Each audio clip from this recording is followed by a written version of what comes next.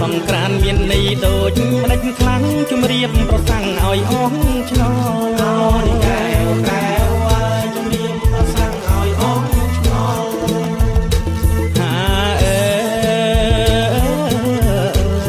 សង្ក្រានបានន័យថាឃ្លាតឬន័យមួយទៀតការឈានដល់កែវ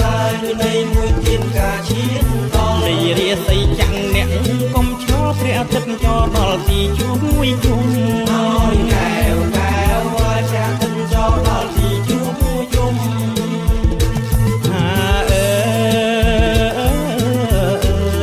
ដើមចុងរាសីចាំងជុំរៀបវលៀងឲ្យសមរម្យ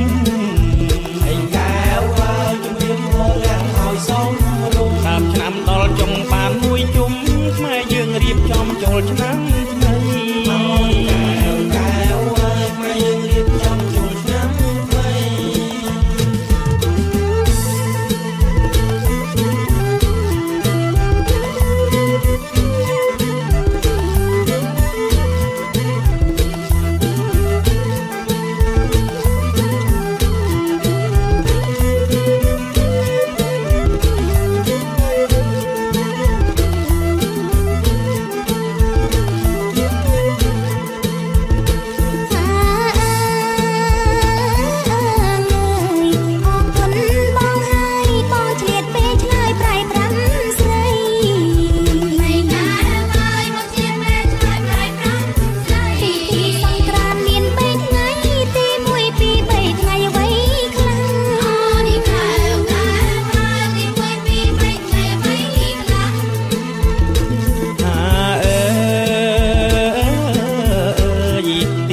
ថ្ងៃចូលឆ្នាំអូនអើយត្រូវចាំប្រវត្តិទេសាស្ត្រ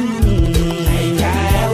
អូនអើយត្រូវចាំប្រវត្តិទេសាស្ត្រវារាំងវណ្ណបត់ប្រាកដណាស់អូនចាំឲ្យច្បាំងថ្ងៃកនដាកែវកែវអូនចាំឲ្យច្បាំងថ្ងៃកនដា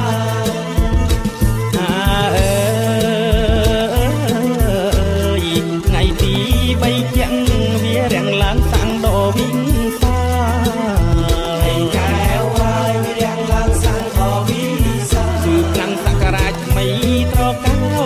ដំណើរថ្ងៃនេះ